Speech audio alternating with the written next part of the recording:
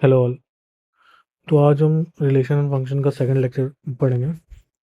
तो last lecture में हमने देखा था कि दिखाता हूँ।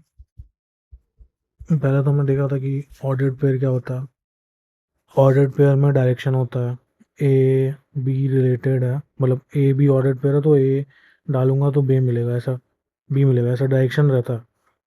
तो अगर बराबर दिख रहा है तो इसका मतलब ऐसा होगा कि A1 = A2 और B1 = B2, क्योंकि हमेशा A B not equal to B A ऐसा होता। अगर बराबर है कोई भी रीजन से तो इसका मतलब वो दोनों बराबर ही होगा, क्योंकि डायरेक्शन है। इसको लिखने में सेट क्या होता है, कलेक्शन ऑफ डिस्टिंक्ट ऑब्जेक्ट होता है। फिर सबसेट क्या होता है, उसमें से कुछ हम निकाल सकते हैं तो उसको सबसेट बोलते हैं। और ये फिर प्रॉपर सबसेट किसको बोलते हैं, प्रॉपर सबसेट किसको बोलते हैं, ये हमने देखा था लास्ट क्लास में। और फिर हमने देखा था कार्टेशियन प्रोडक्ट, दो आ, दो सेट का कार्टेशियन प्रोडक्ट। तो जो भी ये बनता है, जो भी ये सेट बनेगा उसको हम रिलेशन बोलेंगे।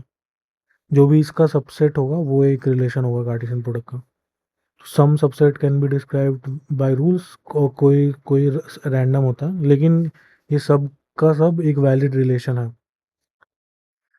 तो फिर हमने देखा था कि आ, ये मैंने बताया होगा लास्ट क्लास में, इसका मतलब क्या होता है कि हम ऐसा लिख रहे हैं कि ए बी ऑर्डर्ड पेयर है जो कि बिलोंग्स करता है कार्टेशियन, ये बिलोंग्स टू का साइन है, और ए क्रॉस बी तो अपना कार्टेशियन प्रोडक्ट है। तो ये हम बता रहे रिलेशन हमने एक डिफाइन किया, ये एक रिलेशन है कि बी जो है वो स्क्वायर है ए का, और ये एक ऑर्डर पेयर है। तो ये ऑर्डर पेयर का मतलब है कि बी जो है वो स्क्वायर है ए का। तो हमारे पास ये सेट था, आई गेस, हाँ ये दोनों सेट था अपने पास, ए और बी, ये है और ये बी है, ठीक है। तो अब ए रिलेटेड टू बी है, और बी जो है स्क्वायर ऑफ है, तो अगर ये 2 होगा तो ये 4 होगा, क्योंकि इसमें भी है ना 4। ये 3 होगा तो इसमें 9 होगा, फिर ये 5 होगा तो ये 25 होगा। तो फिर हमारे पास रिलेशन बन गया। टोटल नंबर ऑफ रिलेशन कैसे निकाल सकते हैं, ये तो काउंट है प्रोडक्ट का ना, मतलब कार्टेशियन प्रोडक्ट का कितना काउंट हो सकता है, 6 हो सकता है। तो मतलब हमारे प्रोडक्ट करने के बाद 6 एलिमेंट आएंगे, लेकिन अगर 6 एलिमेंट आएंगे तो टोटल रिलेशन कितने बन सकता है, मतलब कि टोटल नंबर ऑफ सबसेट कितना बन सकता है, वो हमने देखा था कि 2n होता है। कैसे होता है वो दिखाया था मैंने। फिर डोमेन क्या होता है, अगर कोई रिलेशन ऐसा ऑर्डर्ड पेयर में है तो जो पहला एलिमेंट होता है वो डोमेन होता है, और जो उससे हमें मिलता है वो रेंज होता है। एग्जाम्पल भी एक देखा था कि ऐसा रिलेटेड रिलेशन ना, तो इसका डोमेन क्या होगा, 3, 5 और 7। सेट तो यूनिक ही होता है ना, set collection of unique elements ऐसा बोलता है, इसलिए एक ही बार लिया, 7 भले ही 3 बार आया हो। और रेंज जो है हमारा जो रिजल्ट है, इनवर्स ऑफ रिलेशन ऐसा डिफाइन है कि अगर कोई रिलेशन है बी से ए जा रहा, बी कॉमा ए, नहीं ये तो इनवर्स ही है कि रिलेशन का इनवर्स होता है वो बी से ए जाएगा, और हम उसको पलट देंगे, ए बी है तो बी ए हो जाएगा। तो अगर ए ऐसा कुछ रिलेशन था मेरा, A + 2B = 10, मैं रिलेशन ये आ गया था, 2 डालूंगा तो 4 मिलेगा, 4 डालूंगा तो 3 मिलेगा, 6 डालूंगा तो 2 मिलेगा, 8 डालूंगा तो 1 मिलेगा। तो रिलेशन का इन्वर्स क्या हो जाएगा, अगर बी में 1 डालूंगा तो ए में 8 मिलेगा। यही है, उल्टा ही आ रहा अपना। तो अब नया लेक्चर स्टार्ट करते हैं। आज हम पढ़ेंगे टाइप्स ऑफ रिलेशन।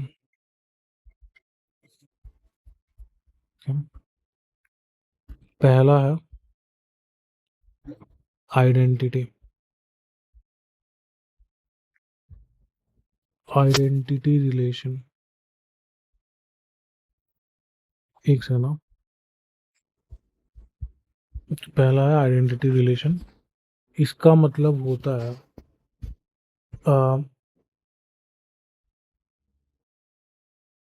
आ,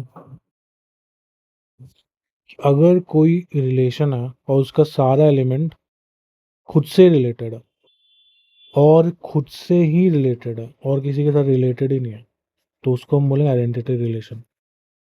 इसको हम ऐसे लिखते हैं कि ए रिलेटेड टू बी, इसका मतलब है ए इक्वल टू बी। ओके, तो हमारा जो रिलेशन होगा वो कुछ ऐसा दिखेगा, 1,1, 2,2, कुछ भी यहाँ डालेंगे तो मुझे वही मिलेगा।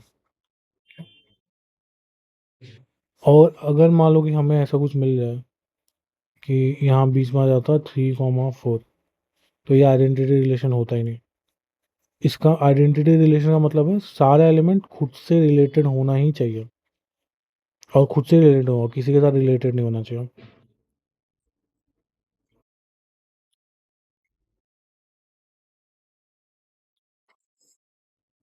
Element related to itself and only to itself।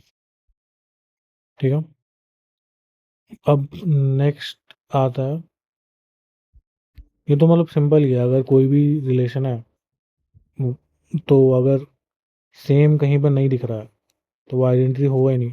ठीक है, अगर ये सेट में ऐसा होता ना कि ये रिलेशन में कि 1,1 है और मैं 1,2 है, तो भी आइडेंटिटी रिलेशन नहीं होता, क्योंकि ये तो खुद से रिलेटेड है। पर और हमारे पास ये भी होता ना 2,2, तो भी आइडेंटिटी रिलेशन नहीं होता, क्योंकि ये से रिलेटेड है, ये से रिलेटेड है, पर ये किसी और के साथ भी रिलेटेड है, तो वो आइडेंटिटी रिलेशन होगा ही नहीं। अब देखते हैं रिफ्लेक्सिव।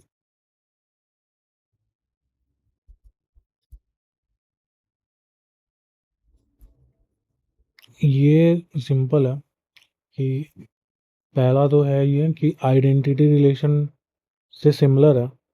इसमें क्या लिखा था कि खुद से रिलेटेड होना चाहिए एंड ओनली टू इटसेल्फ, तो इसमें है कि रिलेटेड टू इटसेल्फ, वो तो होना ही चाहिए, but others can also exist, ये मैंडेटरी है। इसका मतलब हुआ कि अगर कोई रिलेशन है अपने पास 1,1,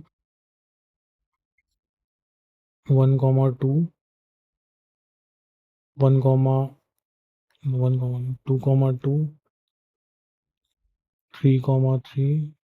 ओके, तो हम देख रहे कि सब अपने आप से रिलेटेड है, बस इतना ही देखना हमें, तो फिर ये रिफ्लेक्सिव होगा। उसके अलावा कुछ भी हो, ये खुद से रिलेटेड 1 तो यहाँ खुद से रिलेटेड इधर पे है ना, तो मतलब हमसे हमें वही मतलब है। बाकी अगर ये किसी और के साथ रिलेटेड है तो उससे कोई प्रॉब्लम नहीं है, सिर्फ खुद से रिलेटेड होना चाहिए। अगर और किसी और से रिलेटेड है तो उससे कोई दिक्कत नहीं है।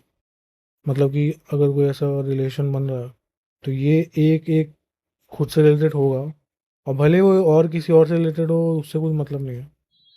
यहाँ पे ऐसा समझ, अगर कोई ऐसा रिलेशन है, हाँ, ये रिलेशन है सेट 1 सेट 2 में, ये सेट 1 है सेट 2 है, तो A1 A2 A3 AN तक कुछ होगा, यहाँ पे B1 B2 BN तक होगा। तो ये ऐसा नहीं लगता, इसको ऐसा लगता है यहाँ पे A1 A2 A3 AN तक। तो पहला तो है कि ये खुद से रिलेटेड होना ही चाहिए सारा एलिमेंट, उसके अलावा ये किसी और के साथ भी रिलेटेड हो सकता है। ओके, और इसके अलावा यहाँ पे ये भी हो सकता है B1 B2 B3, ये रेंज में है ना अपना, तो ये इससे रिलेटेड हो सकता है सेट। ओके, लेकिन ये जरूरी है कि ये AN खुद के साथ तो रिलेटेड होना ही चाहिए। हाँ, तो ये अगर इससे रिलेटेड है तो अपना काम हो गया, और ये किसी से भी रिलेटेड हो उससे मतलब नहीं, पर ये खुद से रिलेटेड होना चाहिए जो भी मैं डोमेन रहा हो। पर ये जो मैंने अभी बताया कि ये B1 B2 से रिलेटेड है, पर क्या ये ऐसा हो सकता है कभी? क्योंकि रिफ्लेक्सिव होने के लिए रिलेटेड टू इटसेल्फ होना चाहिए हर एलिमेंट को। लेकिन अगर मैं ऐसा यहाँ पे लिख रहा हूँ, B1 B2 B3 भी एलिमेंट ही है इस रिलेशन का, भले वो रेंज में आया फिर कोडोमेन या फिर डोमेन में, लेकिन वो है तो एलिमेंट है ना इस रिलेशन का। ऐसा लिख देता हूँ इसको, एवरी एलिमेंट। तो अगर ये भी तो एलिमेंट ही है, तो या इसका मतलब कि यहाँ पे भी एक B1 B2 होना ही चाहिए, तो ही ना इसका मतलब बनेगा, तो ही ये रिफ्लेक्सिव होगा। तो जो भी हम ये प्रॉपर्टी पढ़ रहे हैं टाइप्स ऑफ रिलेशन का, तो हम इसमें देखेंगे अभी आइडेंटिटी देखा, फिर हम रिफ्लेक्सिव देख रहे हैं, फिर सिमेट्रिक आएगा, फिर हम देखेंगे ट्रांजिटिव रिलेशन, इक्विवेलेंस रिलेशन। जो भी है वो एक ही रिलेशन पे ऐसा डिफाइन होता है कि अगर एक ही सेट में, मतलब अगर कोई रिलेशन है ए क्रॉस ए में, क्या, तो ही ये सब काम में आता है। मतलब टाइप्स ऑफ रिलेशन में सिमेट्रिक, सिमेट्रिक, रिफ्लेक्सिव, ट्रांजिटिव, क्या, तो जो भी रिलेशन होगा वो इसका ही सबसेट होगा, ए क्रॉस ए का, क्या। तो फिर ये तुम लोग समझ गए ना कि तो फिर आप देखते हैं कि सिमेट्रिक आइडेंटिटी का मतलब क्या होगा। आइडेंटिटी का मतलब क्या था कि पहला चीज तो है कि वो खुद से रिलेटेड होना ही चाहिए, ए से रिलेटेड टू ए, क्या, ऐसा समझा रहा है। तो A1 A2 A3 ऐसा करते करते AN, फिर यहाँ पे A1 A2 A3 ऐसा करते करते AN तक सब खुद से रिलेटेड होना चाहिए, क्या। अगर ये किसी और के साथ रिलेटेड है तो वो आइडेंटिटी होगा ही नहीं, ओके। अब लेकिन फिर वो रिफ्लेक्सिव बन जाएगा, ये इससे रिलेटेड है तो फिर अब वो रिफ्लेक्सिव बन गया।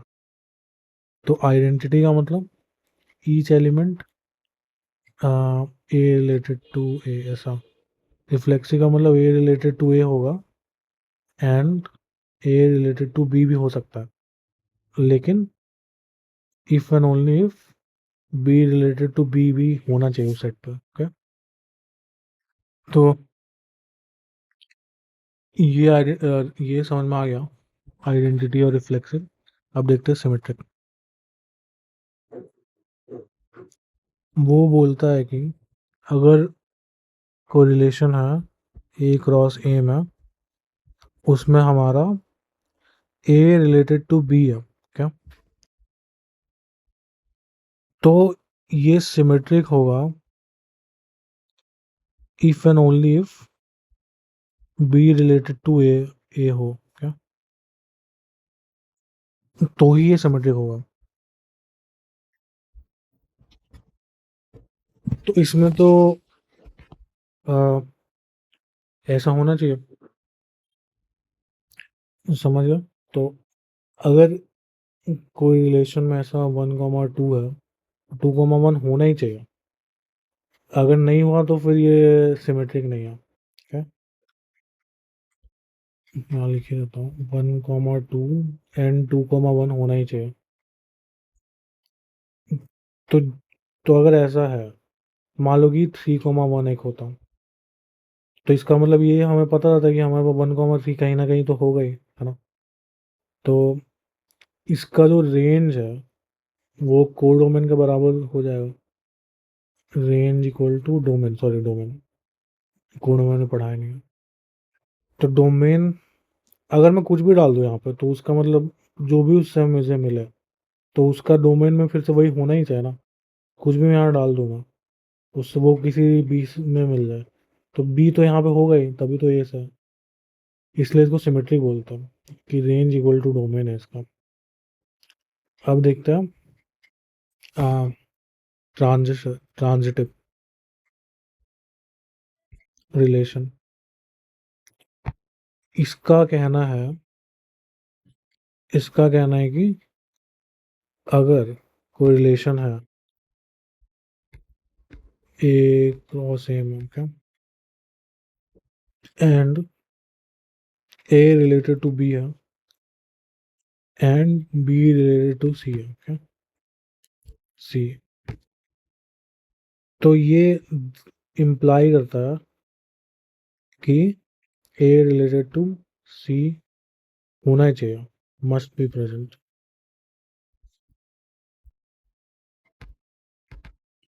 ये इम्प्लाई करना चाहिए, ऐसा नहीं कि मतलब एग्जिस्ट हो गया तो भी हो जाएगा, लेकिन बेसिकली होना चाहिए उस जगह में एलिमेंट, क्या कि ए रिलेटेड टू बी और बी रिलेटेड टू सी है, तो हमारे पास ए रिलेटेड टू सी भी होना ही चाहिए, तो ही वो ट्रांजिटिव होगा। तो अगर कोई रिलेशन सिमेट्रिक है, रिफ्लेक्सिव है एंड ट्रांजिटिव है, तो उसको हम क्या बोलेंगे? Equivalence relation.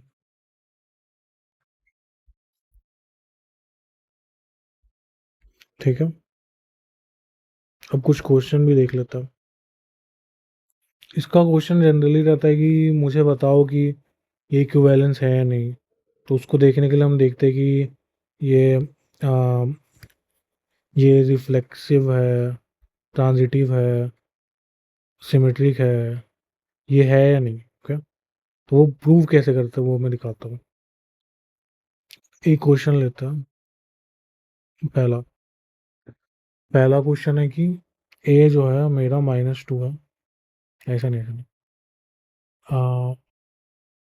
पहला क्वेश्चन है कि ए रिलेटेड टू बी है if mod A less than equal to B है, ओके, यही मेरा रिलेशन है। और A comma B belongs to real number, okay, set of real numbers को बिलोंग कर रही है।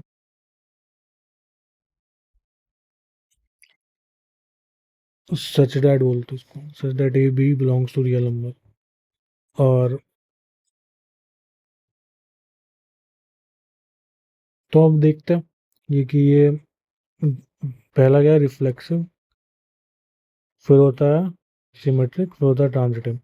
इसका मतलब ए रिलेटेड टू ए है, ए रिलेटेड टू ए होना चाहिए, इसमें भी इन sorry, A related to B होना चाहिए और बी रिलेटेड टू ए होना चाहिए। इसमें कि A related to B, B related to C अगर है, तो ये इम्प्लाई करेगा ए रिलेटेड टू सी होना चाहिए, ओके। पहला देखता हूँ। हाँ, तो अगर तुम्हें ये प्रूव करना है तो या तो तुम मैथ्स निकालो, लेकिन अगर तुमने कोई एग्जांपल ढूंढ लिया कि ऐसा नहीं होगा सोच के, तो फिर तुम्हें मतलब ऐसा कुछ प्रूव करने का ज़रूरत नहीं पड़ेगा, क्या। तो ऐसा अगर कोई भी रियल नंबर डाले तो ऐसा होना चाहिए। तो अगर मैं बराबर का देखूँ, तो अगर मैं 2 डाल दूँ, तो मॉड 2 जो होगा ए, पहले मैं अभी रिफ्लेक्सिव सेट कर रहा हूँ, तो इसका मतलब क्या, ए रिलेटेड टू ए होना चाहिए, क्या। तो अगर 2 डाल दूँ तो वो लेस देन इक्वल टू होता है 2 से, है ना। लेकिन अगर मैं -2 डाल दूँ, क्या वो भी लेस देन इक्वल टू होता है -2 से। ए रिलेटेड टू ए का मतलब क्या, A less than equal to A होना चाहिए, ऐसा mod A less than equal to A. तो फिर अगर मैं मॉड ए में ए की जगह -2 डाल दूँ, तो ये सही है, ये तो सही है, लेकिन ये तो गलत है ना, क्योंकि 2 ग्रेटर देन इक्वल टू, ये तो गलत है ना। 2 तो ग्रेटर देन इक्वल टू, तो मैंने एग्जाम्पल ढूंढ लिया, एग्जाम्पल ढूंढ लिया तो मुझे प्रूव करने की जरूरत नहीं। पर अगर प्रूव करते हैं, पहले सोचते कि ए ग्रेटर देन 0 होता है अगर, तो ये मॉड प्लस से खुलता, इसका मतलब कि मॉड, तो फिर मेरा ए जो है वो लेस देन इक्वल टू ए आ जाता है ना, इक्वल टू तो होगा ही। अब अगर ए लेस देन 0 होता, तो मैं मॉड -ए से खुलता, less than equal to A, तो क्या ये सही होता? नहीं ना, क्योंकि मेरा तो माइनस यहाँ पे आ गया ना, तो मतलब कि ये मेरा पहले से नेगेटिव है, अब इसमें माइनस डाल के तो ये पूरा एलिमेंट तो पॉजिटिव बन गया, तो ये दोनों तो बराबर होगा ही नहीं। ठीक है, तो ये सिमेट्रिक नहीं होगा, मतलब रिफ्लेक्सिव नहीं होगा। ओके, अब देखते हैं कि सिमेट्रिक एग्जाम्पल ढूंढने की कोशिश करोगे तो अच्छा रहेगा। तो सिमेट्रिक का मतलब क्या होता है, ए रिलेटेड टू बी है and B related to A, ऐसा होना चाहिए, मतलब ये अगर है तो ये इम्प्लाई होना चाहिए। तो देखते हैं, अगर मैं ए को बोल दूं कि -2 है और बी को बोल दूं 3 है, क्या? तो अगर मैं देखूं ए रिलेटेड टू बी का मतलब क्या होगा कि mod A less than equal to B. तो अगर यहाँ पे डालूँ तो -2 लेस देन इक्वल टू 3, ये सही है ना? लेकिन अगर बी रिलेटेड टू ए देखूँ मैं, तो क्या mod 3 less than equal to -2 है? 3 लेस देन इक्वल टू -2 है, नहीं है ना? मुझे एग्जाम्पल मिलकर तो सिमेट्रिक नहीं होगा। लेकिन अब देखते हैं ट्रांजिटिव क्या बोल रहा है, A related to B and B related to C, ऐसा हमें पता है, तो ये इम्प्लाई करेगा ए रिलेटेड टू सी होना चाहिए। ओके, तो ए रिलेटेड टू बी का मतलब क्या हो गया, mod A less than equal to B. Okay, और बी रिलेटेड टू सी का मतलब क्या हो गया, mod B less than equal to C. Okay, अगर मॉड ए तो हमेशा ग्रेटर देन जीरो ही होगा, है ना? इसका मतलब कि B greater than equal to zero होना चाहिए। ठीक है, और अगर b greater than equal to zero है तो मॉड भी तो obviously greater than equal to zero ही होगा, मतलब इसको ऐसा लिख सकते हैं हम, मॉड भी इक्वल टू बी होगा ना? तो ये क्या बता रहा है कि, तो फिर हम, अगर मुझे ये दिख रहा है तो मतलब इससे हमें क्या पता चल रहा है कि सी सी हमेशा बी से बड़ा होगा या बराबर होगा।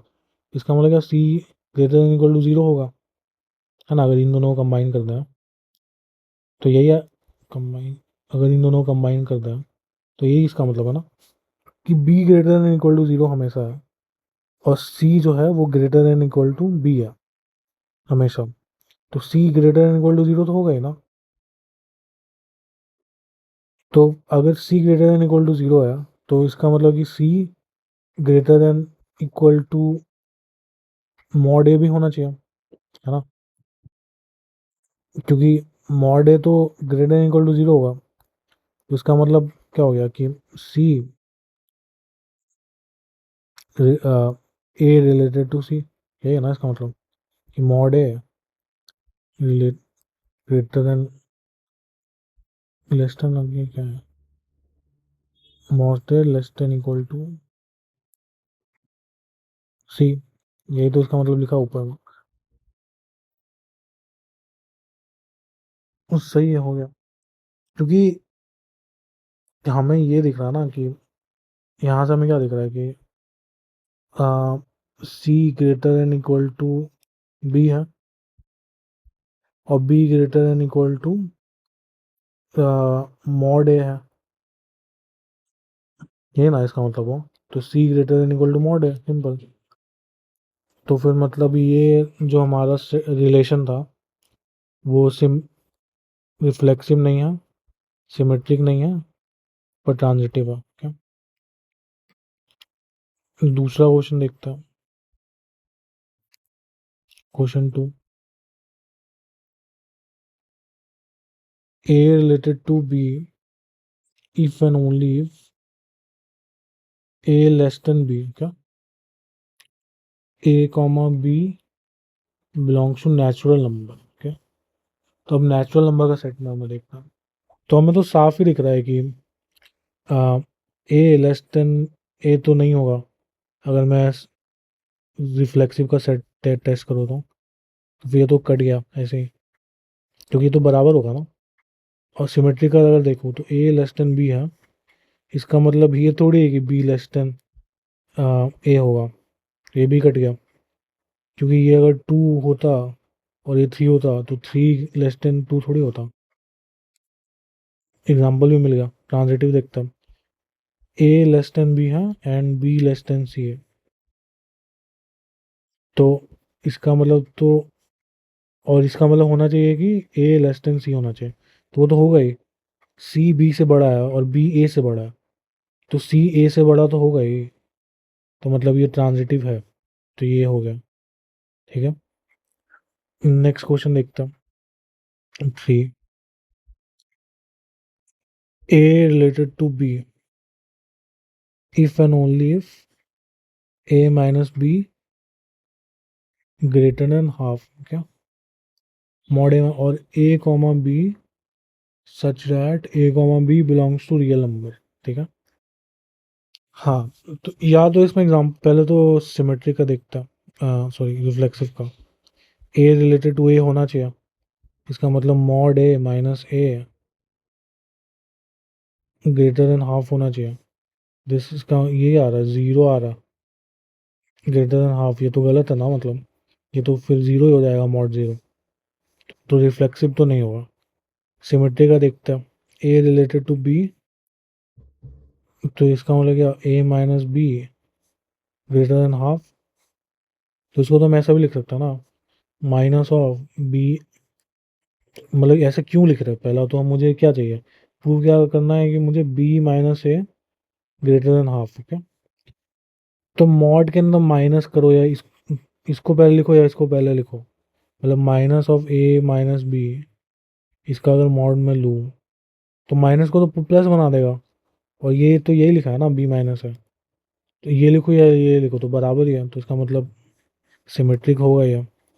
अब ट्रांजिटिव देखते हैं, A related to B and B related to C, मतलब कि ए माइनस बी का मॉड जो है वो ग्रेटर देन हाफ है, एंड बी माइनस सी का मॉड वो भी ग्रेटर देन हाफ है। क्या, तो ये इम्प्लाई कर रहा है ए रिलेटेड टू सी होना चाहिए। क्या, तो ये इम्प्लाई कर रहा है मॉड ए माइनस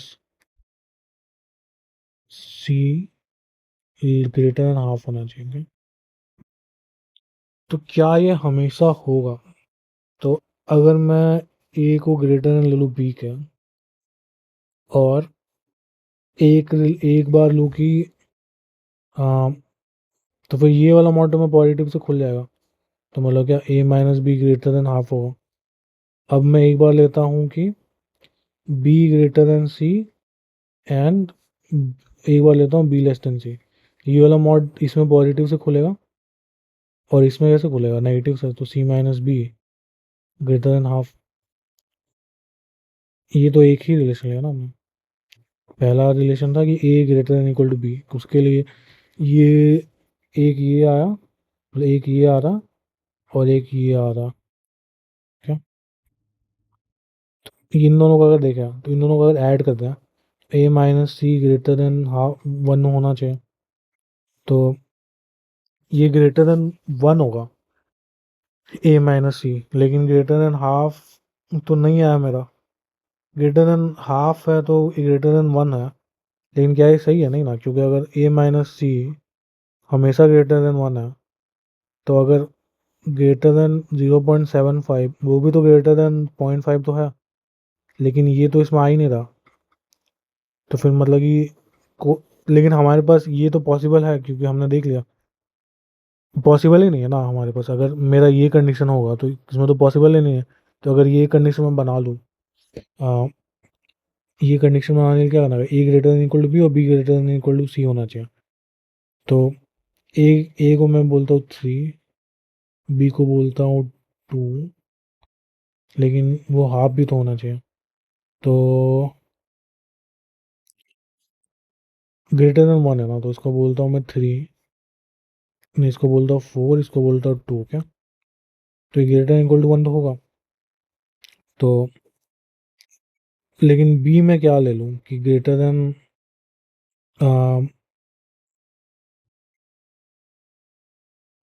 ग्रेटर देन हाफ है, लेकिन वो ग्रेटर देन 0.75 आना चाहिए।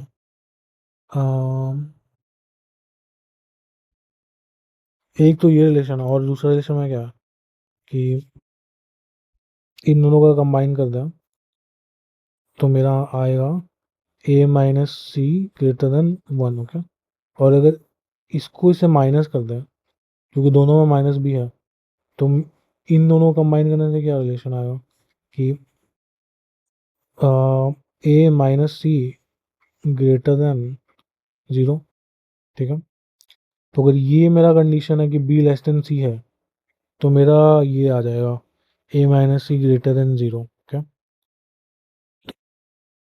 इससे तो एग्जाम्पल से ही देख सकता था, पर इसमें भी बता देता हूँ मैं कि ए माइनस सी जो है ग्रेटर देन 0 है, तो इसको मैं बोल दूँ कि 3.01, और इसको बोल दूँ मैं 3, क्या। तो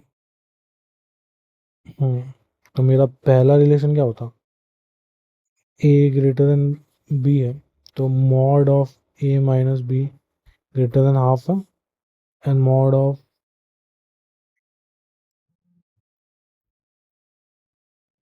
ए मेरा क्या है 3.01 माइनस बी ग्रेटर देन ये होना चाहिए, एंड सी मेरा क्या है 3 माइनस 0 पॉइंट माइनस बी वो ग्रेटर देन हाफ होना चाहिए, क्या।